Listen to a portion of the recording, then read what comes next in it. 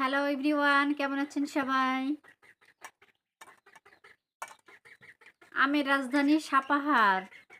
সাপাহার নওগাঁ, এখানে আমের রাজধানী বলা হয়।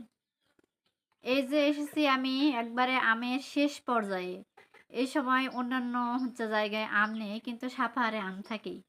এখানে আম আছে, এখনো থাকবে 1 মাস। অনেকেই সবাই আমাকে দেখে বলতেছে যে এতদিন ধরে আসেনি বেড়াইতে, এখন আসছে, আম শেষ হয়ে গেছে তখন। আমার হাজবেন্ড আমাকে একটা গল্প শোনাইতো।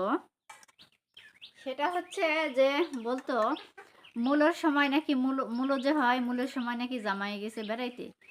এখন সবাই বলতেছে জামাইকে যে আসলেন আসলেন, মূলের সময় মূল শেষ হয়ে গেছে তখন আসলেন। সেই রকম হচ্ছে যে আমি আসছি, মানে প্রত্যেকেই বলতেছে আমাকে যে আসছে ওই যখন, তো একটু কয়েকদিন আগে আসলেই হইতো, এখন তো আম শেষ। আমি বললাম আসলে আমি তো ঢাকায় অনেক আম খাইছি, আবার আম পাঠাইছিল বাড়ি থেকে, সেগুলো খাওয়া হয়েছে।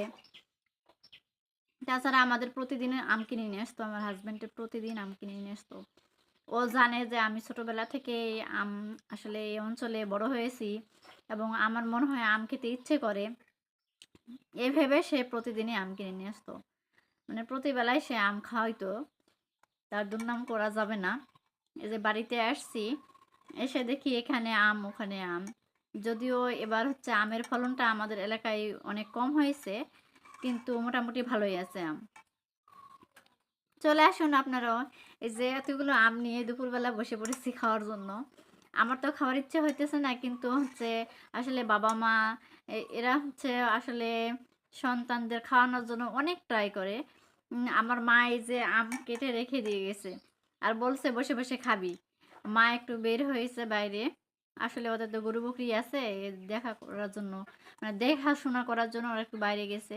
আমি বসে বসে কি করব, টিভি দেখতেছি, আম খাইতেছি, এই তো। আপনারাও চলে আসুন আমার সঙ্গে আম খাওয়ার জন্য। Good bye, tata.